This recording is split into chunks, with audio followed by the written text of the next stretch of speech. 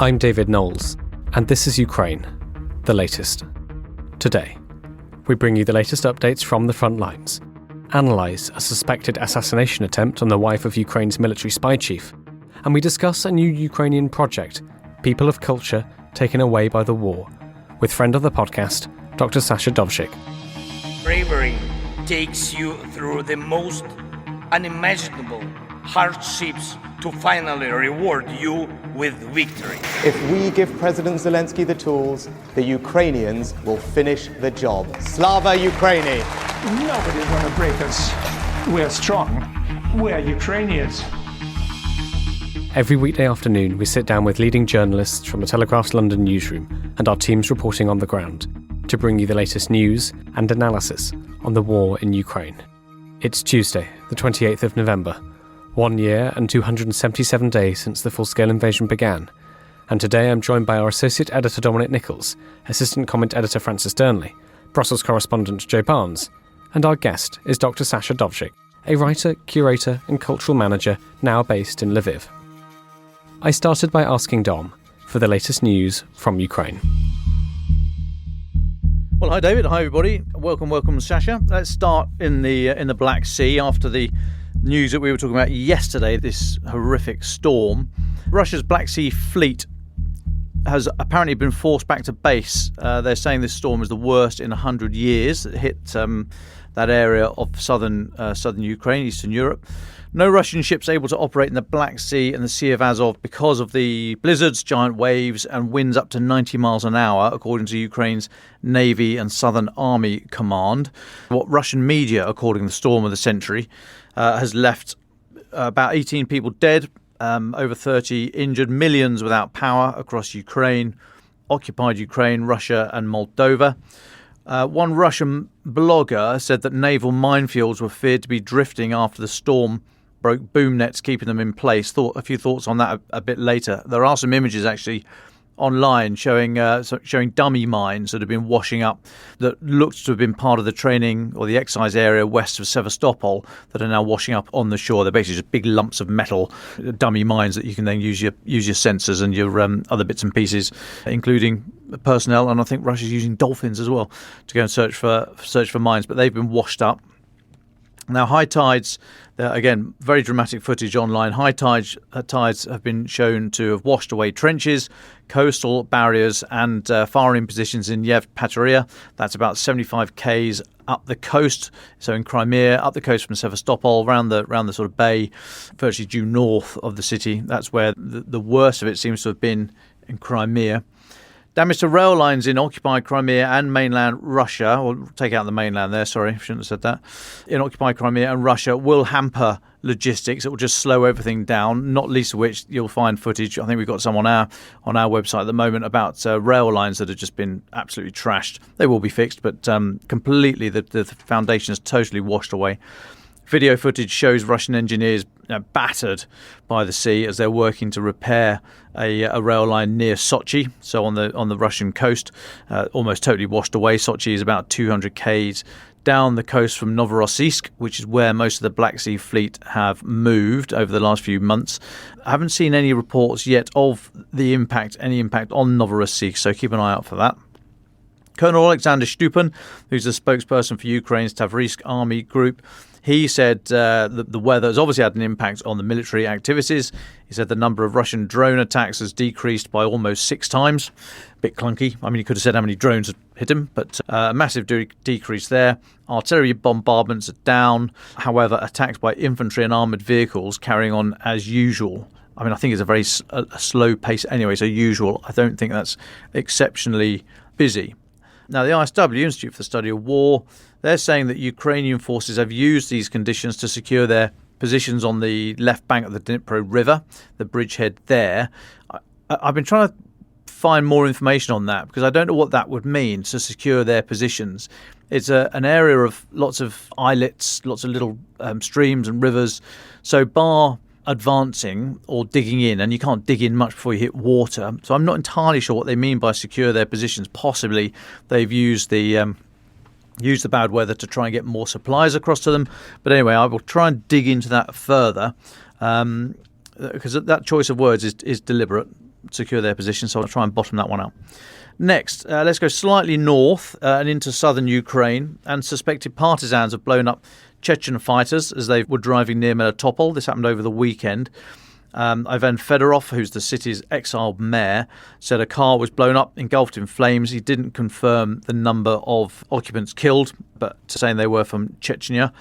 And next, so slightly east, let's go to Avdiivka. Britain's MOD today saying that Russia's pincer movement there, as you know, for the last few weeks, they've been pushing to the south and southwest and around the sort of northeast and the north. There's two big pincer movements there. Their advance there is one of Moscow's greatest gains since the spring. So hang on, before we get the champagne out, wait, they haven't finished. So in today's Defence Intelligence briefing, the MOD said Russian forces have advanced by up to 2 kilometres around the industrial town in Donetsk since October. Now, they make the point, although modest, this advance likely represents one of the greatest Russian gains since spring this year and has come at the cost of thousands of casualties for the units involved. It added, this operation is gradually bringing Russian troops closer to the Avdiivka coke and chemical plant, where Ukrainian forces maintain one of their main defensive positions. And although Avdiivka has become a salient or a bulge in the Ukrainian front line, Ukraine remains in control of a corridor of territory approximately 7 kilometres wide through which it continues to supply the town. So not massive, 7 kilometres in the grand scheme of things, but that's big enough for now, I think. Now into Russia. Let's move into Russia. And a Ukrainian drone has struck a Russian aircraft factory more than 200 miles behind enemy lines. So Ukraine's military intelligence agency, the HUR, has claimed responsibility, which they don't often do, and certainly not this quickly, but claimed responsibility for the explosion at the Smolensk aviation factory. So Smolensk is about halfway up Belarus's eastern border with Russia. It's about 200 k's west-southwest of Moscow. Footage of the blast show big explosion, plumes of black smoke billowing out of the plant, which also produces Kh-59 cruise missiles as well as aviation bits and bobs. So Baza, a Russian Telegram channel with links to the military, said 2 drones were downed over the factory, one of which crashed into the roof and exploded. It said there were no casualties. This is the second time Ukraine has hit that factory with drones. The previous raid in October was thought to have caused widespread damage to production lines. And we think that this attack, although footage don't just come out, we think this was part of the wave of around 35 drones Ukraine was said to have launched over the weekend, at the same time as that dawn attack by 70 Russian Jihad drones on Saturday. We reported this yesterday. Staying in Russia, Putin has signed off a 70% increase in Russian military spending, which will take it to its highest level on record. Approximately 30% of government spending will go on the armed forces in 2024, a figure that rises to 40% when internal security is included, which, given the previous report, they need a bit more of. Now, the increase of nearly 70% from this financial year's budget, 23-24, has been going on through Russia's legislature for a number of months. I mean, it is a big increase. It will take some time for that to feed through. And of course, we've got to then more sensible economic minds than I, maybe we should get Sue back on, to talk about the long-term economic impacts of ramping up your defence budget to that degree. And then just finally, a bit further south, back into Ukraine, Americans' Abrams tanks have been seen in Ukraine. On images circulated by Ukrainian sources show the M1A1 tanks, the 4-man crew posing on top of one of them. Pro-Kremlin sources suggest the tanks have been spotted in the Kupiansk area. That's in northeast Ukraine, about 75 k's southeast of Kharkiv, where Ukraine have been defending against a Russian push in recent months. Now, we've not been able to verify these claims. We can't geolocate the photograph, but there is an image online of an American M1. You'll remember that the US donated 31 tanks earlier this year. It was seen as the move that then unlocked Germany's decision to sign off on the export of Leopard 2 to Ukraine, and those 31 started arriving in autumn this year. How much impact they'll have before winter really bites, I don't know, probably not a huge amount, but the impact on morale, I think, will be significant. And incidentally, David, just before I finish, the Kyiv Independent is reporting today that Ukrainian police have finished the mandatory evacuation of children from Kupiansk, where this tank allegedly was seen. The paper, the Kyiv Independent, says 296 children were rescued from the area by police that's been constantly targeted by Russian attacks. The regional police said that put out on a statement yesterday. And I'll take a breather there, David. Well, thank you very much, Dom, for talking us through that. Francis Sternley, good to have you back. I think some of Dom's final stories there do dovetail a lot with what you've been looking at today. So take us through your thoughts. Yes, well, thanks, David. As listeners are well aware, we are at a delicate political moment in this war, both within Ukraine and among its allies. The front line across the country has become relatively static, and from Kyiv's perspective, there is a lack of real commitment from the West to Ukrainian battlefield success. As Francis Farrell writes in the Kyiv Independent today, the main reason Ukraine finds itself in this position is because it wasn't given the weapons it needed to change the game before the war settled into this positional tussle. It's also increasingly clear that core Western allies, not least the United States, but also Germany, are anxious about what a complete Ukrainian victory would mean, and thus are hesitant to provide the long-range weapons and other capabilities that could change the situation. Given this context, Zelensky has sent a delegation to meet Republican leaders in the US today amid the continuing deadlock in Congress over new funding for Ukraine. The New Voice newspaper said Oksana Markarova, Ukraine's ambassador to the US, will lead the delegation of MPs, officials, veterans and children affected by the Russian invasion. Many will be relieved that the administration is at last making overtures to the Republicans directly, as we have it on pretty good authority that they have been exceedingly reluctant to do so, perhaps for fear of upsetting Biden's team. Whilst NATO's Jens Stoltenberg said today he is confident the US will keep sending weapons to Ukraine because it is in the security interests of the United States to do so and is in line with what we agreed, the fact remains that many in the Trumpite wing of the Republicans remain sceptical, not least because Donald Trump himself is unwilling to vocalise support for Kyiv, something we've talked about many times. But just how unchangeable that position is amongst Republicans remains to be seen. That big question, can Trump be charmed? And will that have an impact on the Republican Party, or at least that wing of the Republican Party? But if we turn to Europe, Olaf Scholz has said today that supporting Ukraine in its defence against Russia is of existential importance to Europe, and that his country will continue to provide as long as is necessary. Berlin just sent Ukraine £259 million worth, well, that's about $328 million worth, to repair and modernise its energy grid, given Russia is, of course, expected to launch continued bombardments on Ukraine's infrastructure this winter, just as it did last year. And we know from the British MOD here that Moscow has been building up its cruise missile stockpiles to cause maximum damage in those strikes. Yet many will ask that if it is truly existential, why Germany and other European countries are unwilling to provide Kyiv with the weapons it is asking for, such as in Berlin's case, the Taurus missiles. The speculation is it's because they're afraid of what Kyiv might do with them, striking the bridges in Crimea or within Russia specifically, for instance. But to quote Dom, one cannot be half pregnant. If you really believe it is existential, that Russia cannot be allowed to gain from this war, then it is not possible, given the strategic position, to continue giving Ukraine what it needs to hold on, but not what it needs in order to succeed. As Marcus Walker writes in the Wall Street Journal, the US, European Union and UK have a combined annual economic output of about $45 trillion. That's 20 times the size of Russia's economy, and superior technology.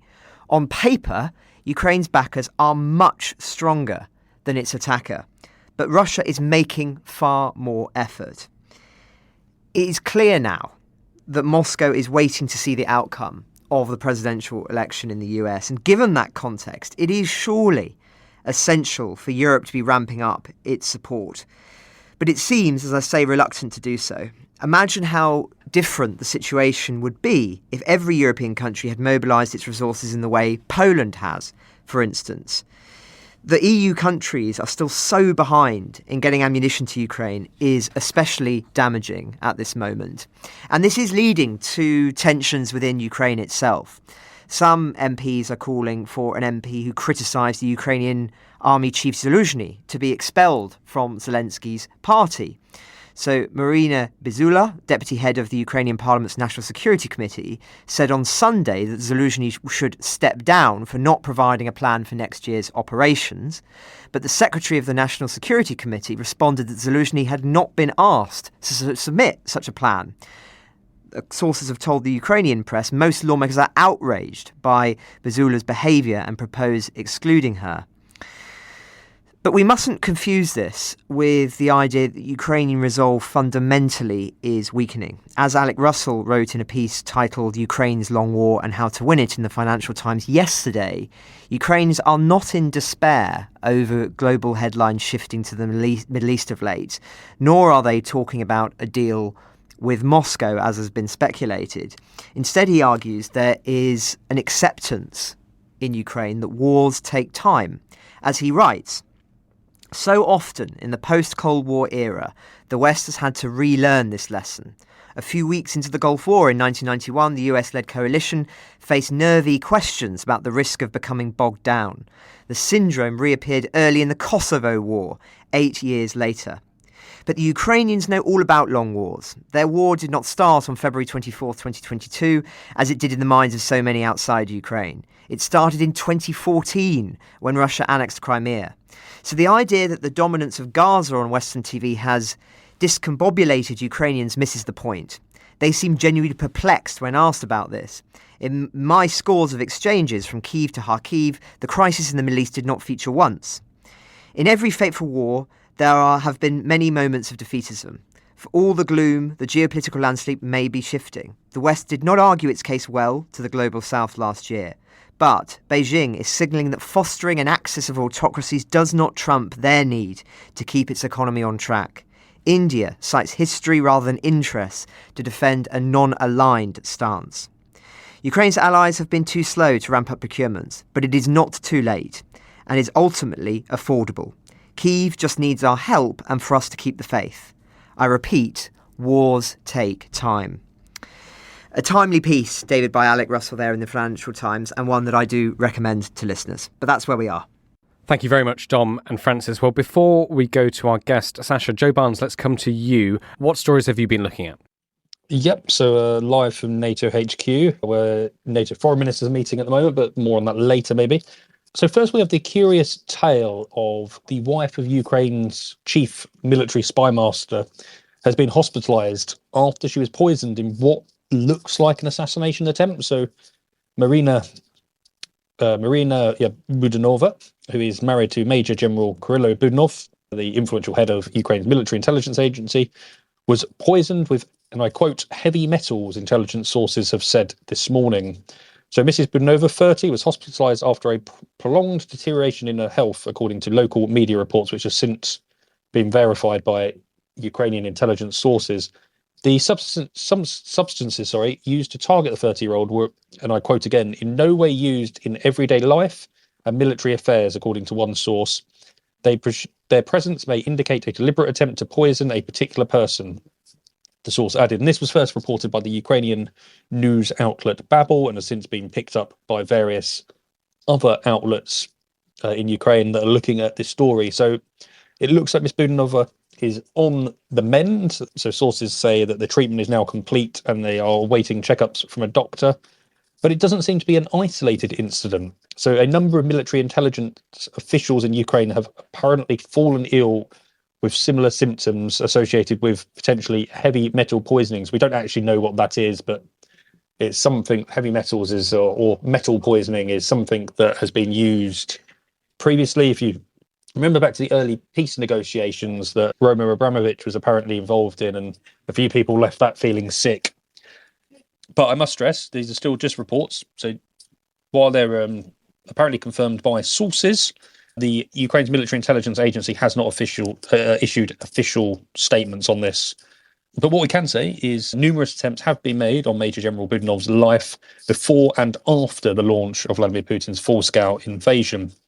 The conflict has transformed this once sort of relatively unknown general into sort of one of Moscow's most revered and high-profile targets of the war. His agency have organised multiple hits on pro-Kremlin propagandists, their deep strikes within Russia, and lots of sort of the war-fighting intelligence operations going on are to do with him.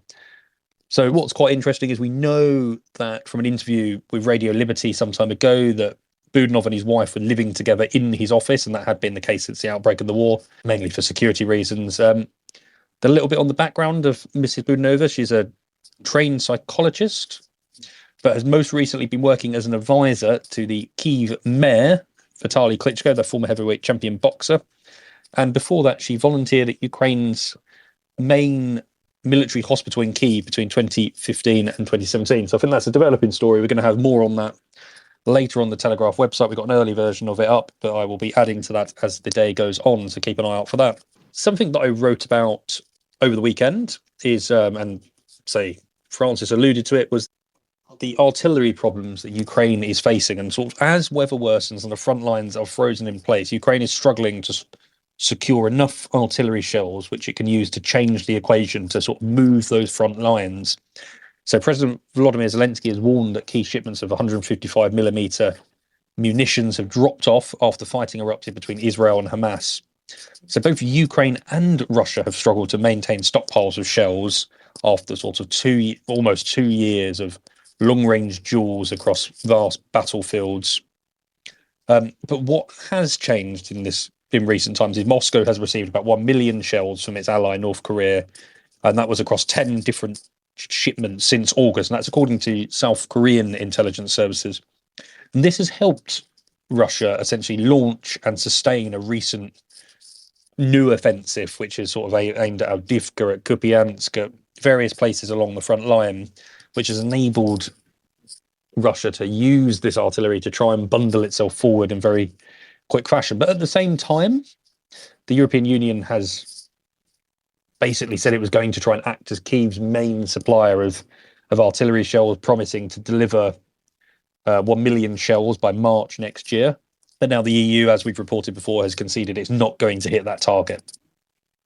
So the bloc has delivered around 300,000 shells, and they're mainly from national stockpiles.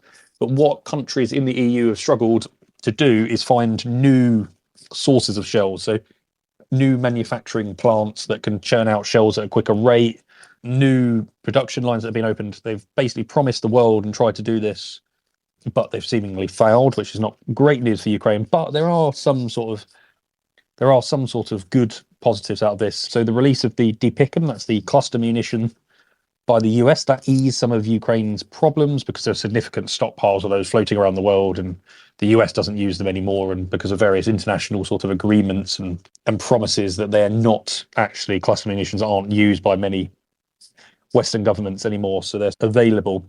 And so some people have come forward. So Kyiv recently received a promise of more 155mm shells from Germany. The US is actually ramping up production, but it has actually had its resources slightly drained because a lot of the shells that have gone from the US to Ukraine were actually from stockpiles that were destined for use in the Middle East, and Israel has had some sort of not hand on it. It's what would I say? They've had some claim to the shells, and the US is obviously trying to help out all of its allies. But so the US plans to up its production rate of 155mm shells to 100,000 a month, but it's not going to hit that target until 2025. So the problem is that actually the slow pace of which allies of Ukraine are boosting artillery production means Ukraine is unlikely to be able to tip the balance on the battlefield. Experts say it will likely be able to cling on, though, which is good news. So Justin Crump, a friend of the Telegraph, British military veteran, and also he runs a strategic and risk analysis sort of company. He said Ukraine could certainly use more shells, but for now both sides have sufficient supplies to maintain the fight, but rarely to move the front line under the current conditions. But what he did tell me was, and that's actually good news for Ukraine, is the fact that the lack of shells has meant that Ukraine's Western partners have looked to supply Ukraine with better equipment. So looking at the Storm Shadows and the ATACMS that have seriously helped Ukraine overcome Russia's advantage in long-range munitions by giving them really good precision strike capabilities. And what is good is Ukraine have used tactics as well to try and eat into the Kremlin's artillery advantage. They've gradually eroded Russia's artillery advantage in the 20 months of fighting, with Russia apparently losing about 600 artillery guns and launchers. And at the moment, Moscow is believed to be losing 4 times more artillery systems than Kyiv on the main axes of the southern counteroffensive. But without shells, Ukraine will not be able to advance, given the sort of tactics, more positional jostling, positional conflict rather than full-scale maneuver. But if those shells also dry up, it will stop Ukraine from holding back Russian advances. So it's key and important that they get some to Ukraine. And yeah, any questions? Well, thank you so much, Joe, for that deep dive. That was fascinating. Tell us a little bit about this NATO meeting you're at. What will you be looking at? And will you come on tomorrow and tell us what you've seen and heard? Yeah, I'll definitely come on tomorrow because tomorrow is the Ukraine Day. So it's a meeting of foreign ministers of NATO countries, NATO allies. So yeah, there's obviously a lot to focus on Ukraine, and tomorrow is the Ukraine Day. So I'll come back on tomorrow. But here's some sort of early what we're looking at. I'll touch on a little bit later because in my final thoughts. But for now, David Cameron has issued a statement. He's our new foreign secretary. He said NATO keeps over 1 billion people safe and secure, and nearly 75 years on, the alliance is stronger than ever. Putin first believed that NATO would be divided and that Ukraine would crumble. Now he believes he can wait out his war in Ukraine. He was wrong then, and he is wrong now. Together, the UK and our NATO allies will never turn a blind eye to Russian aggression. The UK will continue to be a steadfast supporter of Ukraine and a champion for European peace and stability. So it's a bit of sort of diplomatic language that's pretty boring. But what David Cameron claims he's doing is trying to galvanise support and try and keep NATO allies, the West, behind Ukraine at a difficult time. There's going to be a few conversations on sort of how can we boost artillery output and production.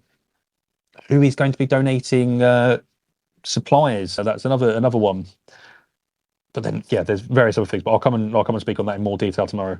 And then, yeah, one last story that you wanted to touch on, David, is Slovak truckers have threatened to block the country's main border crossing with Ukraine from Friday unless measures are taken to limit competition from Ukrainian hauliers.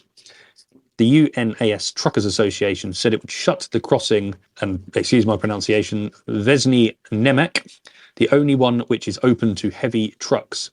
UNAS is awaiting a response to the threat from the Slovak Transport Ministry and will make its decision final on Thursday. So looking out for that this week. And that comes after Polish truckers and farmers have been blockading its land crossings with Ukraine, basically over concerns that Ukrainian truckers are not just delivering supplies between Ukraine and the EU. They're actually now carrying out business while they're under a period where they're basically let off the hook for various certificates and stuff they need in order to operate in the EU. So it's a sort of another one of these business tensions that are running between European businesses, European individuals, and Ukraine as the war goes on. And I'll stop there. Well, thank you very much, Joe, for all of that. Thank you, Francis and Dom. Dr. Sasha Dovzhyk, thank you so much for joining us. Could you just tell us, well, we've been on the podcast many times before, but just for any listeners who would like reminding, can you tell us a bit about yourself, where you are right now, where are you speaking from? And then, of course, tell us about this new project you've launched. Hi, David. Hi, Francis, Joe, Dom. It's always a great privilege to speak to you. I'm a special projects curator at the Ukrainian Institute London and the editor of the London Ukrainian Review. But currently and for the foreseeable future, I'm based in Lviv, Western Ukraine, where I'm involved in a number of cultural projects and initiatives about which I will tell you in a bit. It's a snowy day in Lviv, and I'm currently looking at this very wintry weather from a very cozy and warm flat in the center of the city. I can't but think about people who are currently in the east and the south of the country, who are on the front lines and fighting in this third winter of our full-scale resistance to Russia's invasion. And just to reiterate on some of the things that Francis has mentioned, it's unbelievable that I am able to be so cozy and to feel so little of the effects of the war in Western Ukraine, where I'm currently am, which is largely due to the Western support and to the fact that our allies keep the country's economy afloat. But on the other hand, as I've mentioned, it's the third winter of the full-scale invasion, and the fact that we haven't managed to actually defeat Russia due to the lack of arms supply from the West is also very telling. So mixed feelings here. Yeah, and regarding the projects I'm currently involved in, the latest one is called People of Culture Taken Away by the War. So it basically does what it says on the tin. It documents the losses of Ukrainian cultural practitioners who have been murdered since the full-scale invasion. And this is the project that is run by PEN Ukraine, a literary and human rights association, which unites authors, writers, journalists, cultural practitioners, intellectuals, and the Ukrainian media, which is a fantastic journalistic platform based in Ukraine, and I recommend following all their projects. So this is our attempt to commemorate the lives and the work of Ukrainians who have made up basically the fabric of our culture: translators, documentary filmmakers, theater makers, writers, artists, both civilians and those who volunteered to fight, and whose lives have been cut short by Russia, either in missile strikes or as they were defending our country at the front lines.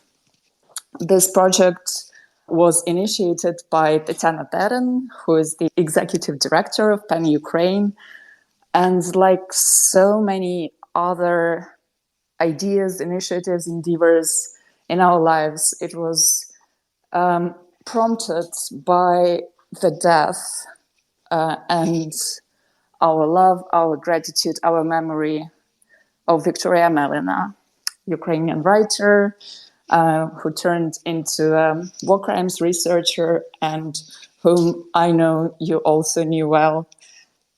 She was murdered in a missile strike on Kramatorsk this summer in June.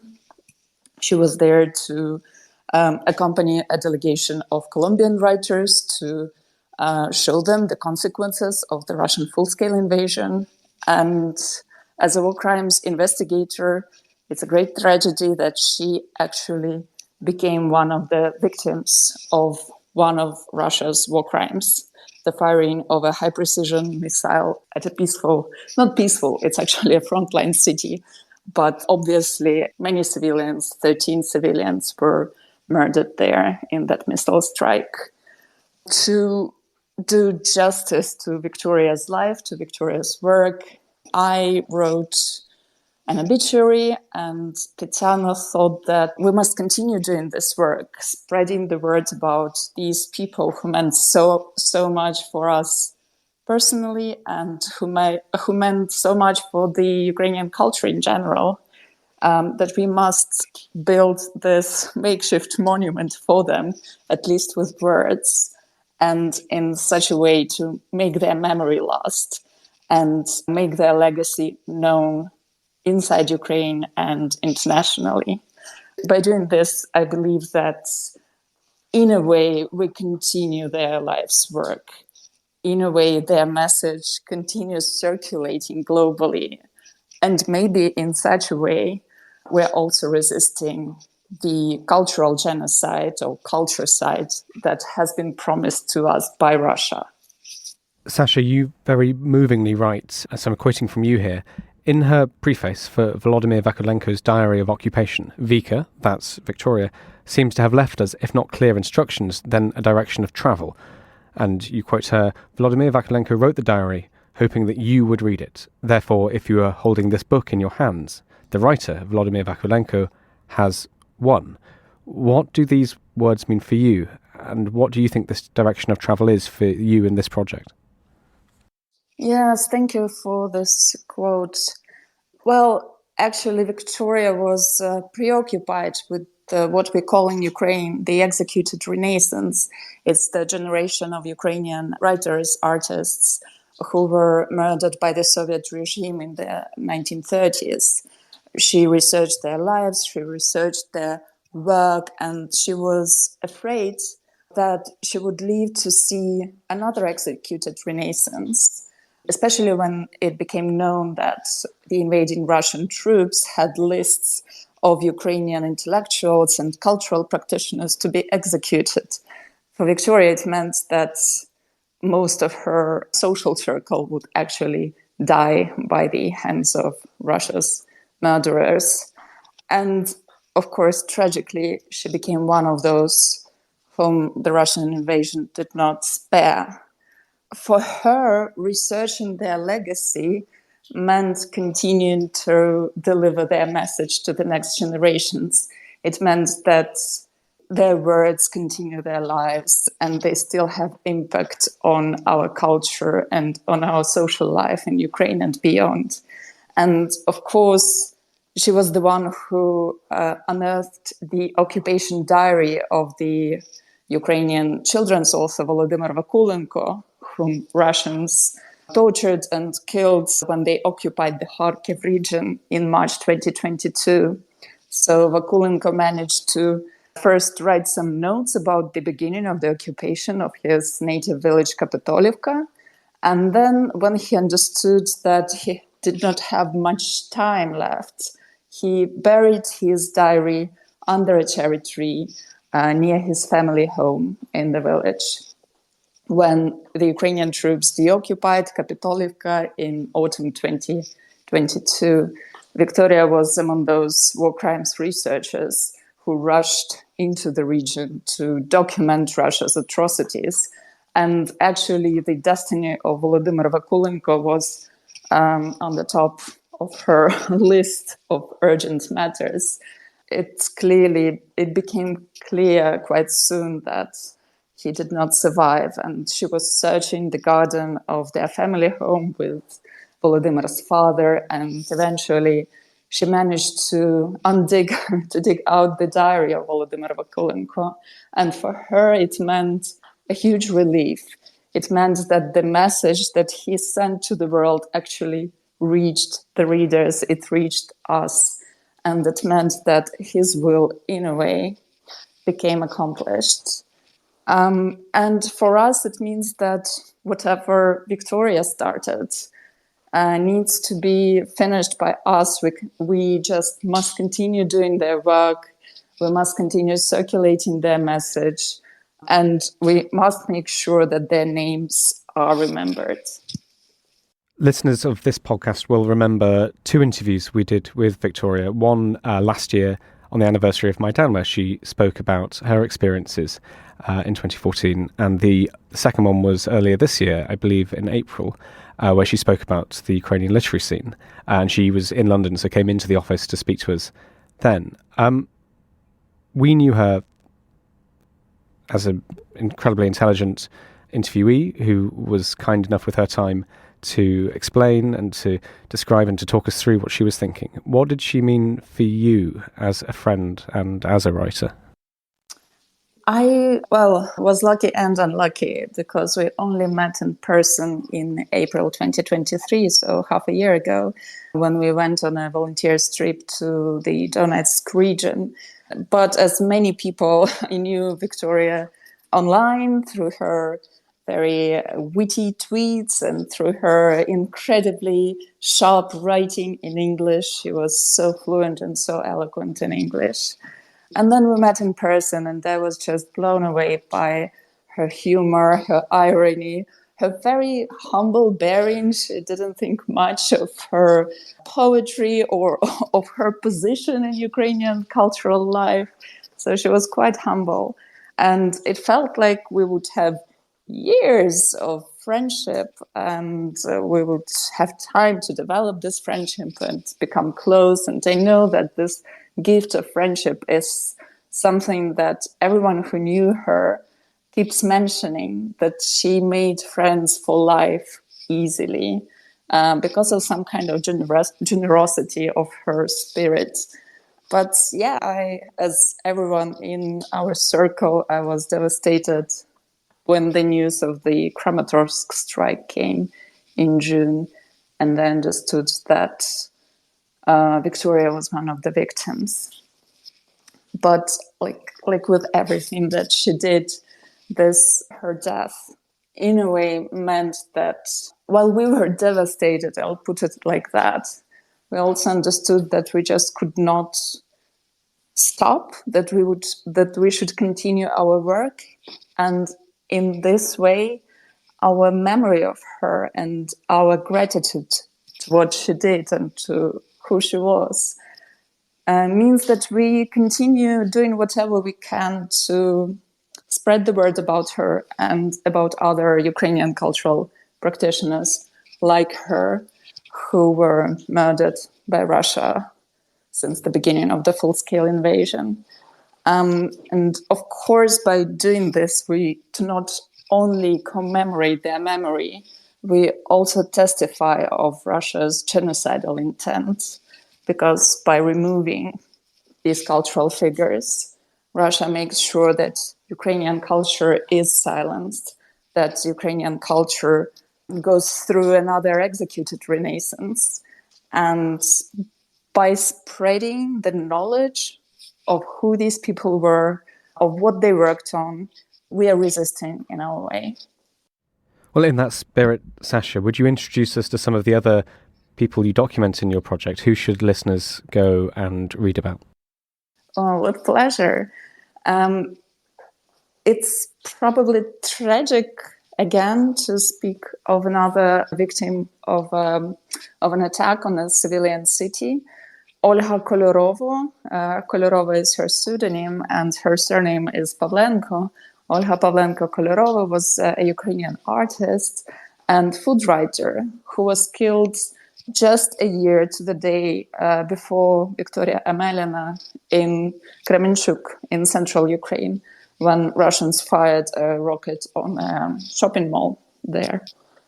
Olha Pavlenko Kolorova researched Ukrainian food culture, and she gathered these authentic traditional Ukrainian recipes in a beautiful book called The Book of Living Ukrainian Cuisine, which contains her illustrations, her witty stories about her travels across Ukraine, her glimpses into the history of Ukrainian food culture.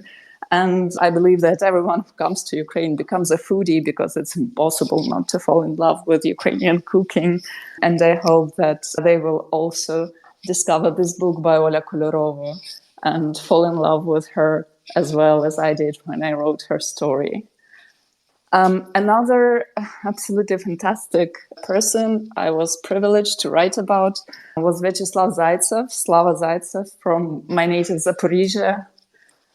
He was a historian, an archaeologist, but also a person with military experience. So he volunteered to defend Ukraine back in 2014 when Russia first invaded eastern Ukraine.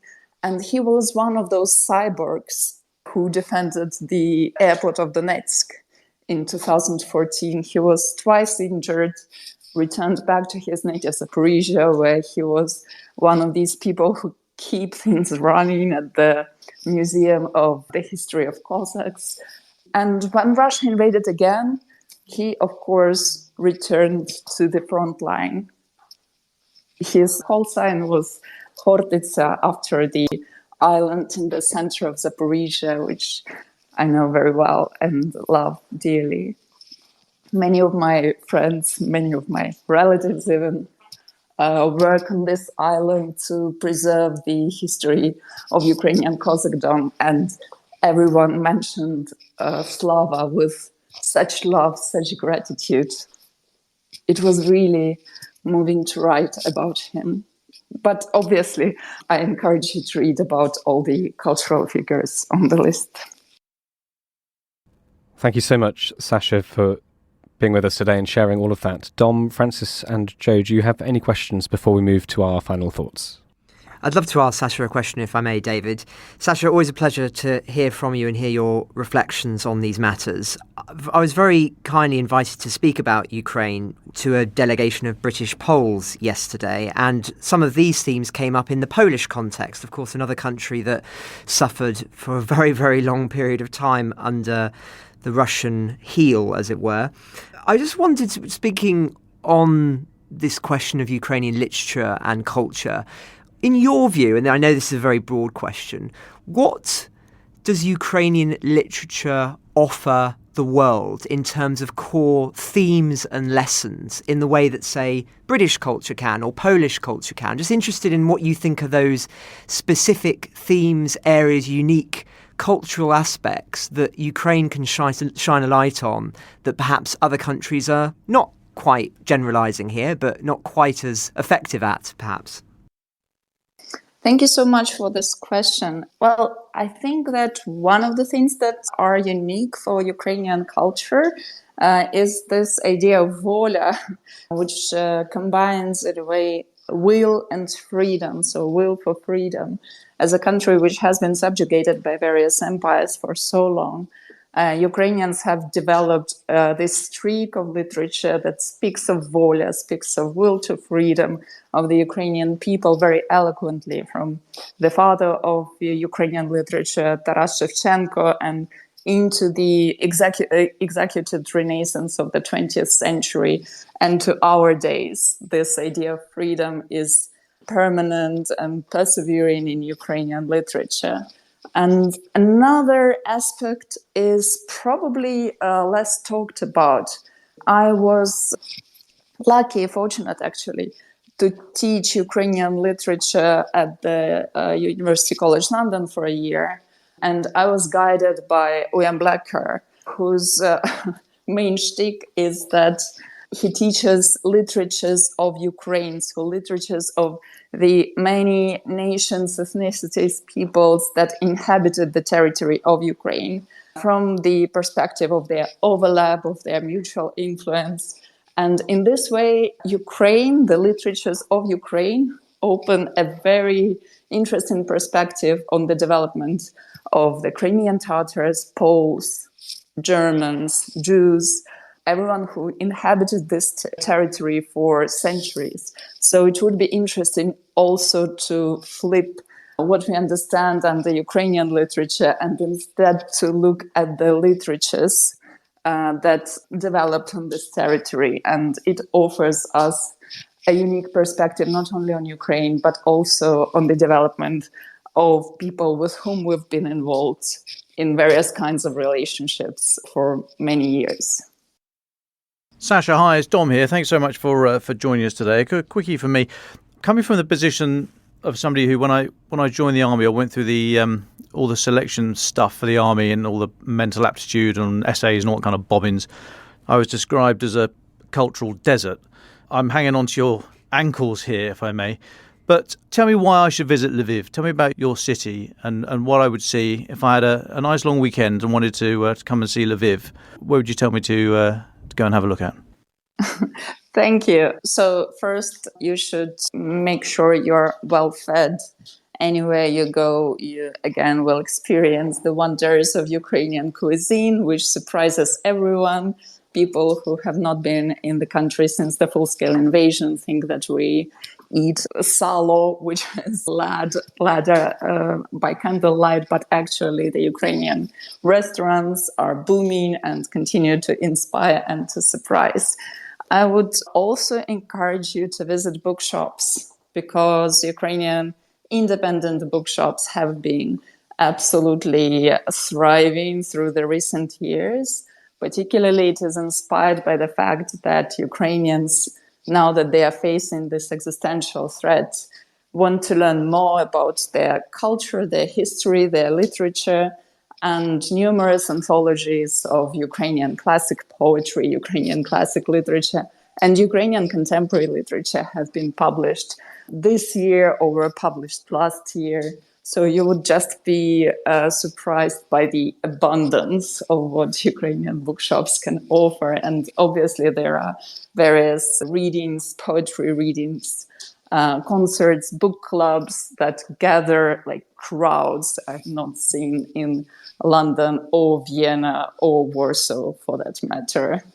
Because everyone here is very much looking for meaning, and sometimes literature is actually the place we turn to when we are looking for meaning. So that would be my very general advice, food and books.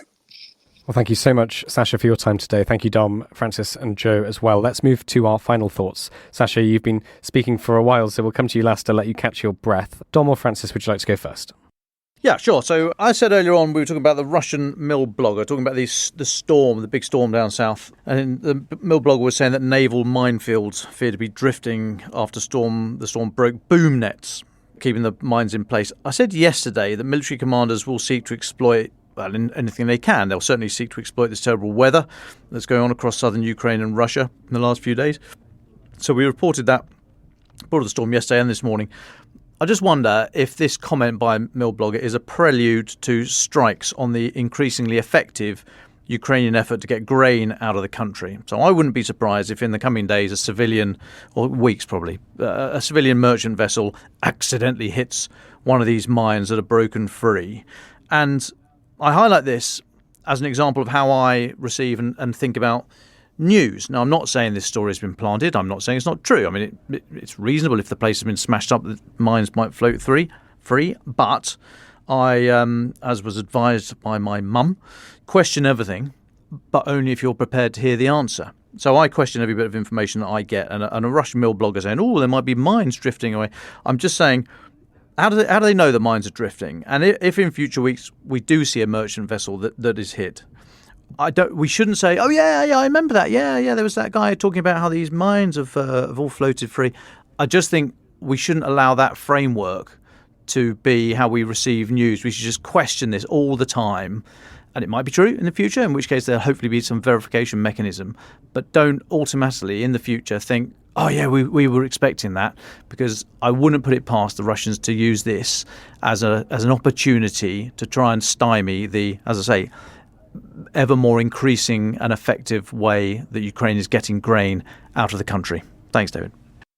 Thanks, Dom. Francis Turnley. Thanks, David. Well, we've talked a lot about the importance of reportage today, and I just know many listeners like us are closely following the case of Wall Street Journal journalist Evan Vygotskovich, who has now been detained for 8 months on charges of espionage that carry up to 20 years in prison, accusations he and the Wall Street Journal strongly deny. Well, today a Russian court has extended the pre-trial detention period of a Mr. Goskovich by 2 months, meaning he will now remain in custody until at least January 30th, 2024. The Wall Street Journal has issued the following statement. Evan has now been unjustly imprisoned for nearly 250 days, and every day is a day too long. The accusations against him are categorically false, and his continued imprisonment is a brazen and outrageous attack on a free press, which is critical for a free society. We continue to stand with Evan and call for his immediate release. Suffice to say, David, voices like Evan's remain vital for us to get an accurate understanding of what is happening in Russia. And it's important we don't lose sight of journalists like him and all of the dangers that such individuals experience who are operating there. Thank you to all of those who are listening in Russia, who report on the war, for what you do to keep us all informed. Thank you, Dom. Francis. Joe Barnes. Yeah, to finish off, and well, first of all, thank you for Sasha for joining us. Great stuff as always, and so incredibly sad to hear the stories again and again. It doesn't get easier any time. But yeah, I just want to talk about a story that appeared on Friday last week, and it is by the German tabloid newspaper Bild, who suggested Germany and the US will be putting pressure on Ukraine to negotiate with Russia by scaling back weapons deliveries. And what the report said was, and essentially suggested, that unless there's a sort of a full military defeat, but even then you have some sort of negotiation. But what this apparent secret plan Bild reported comes out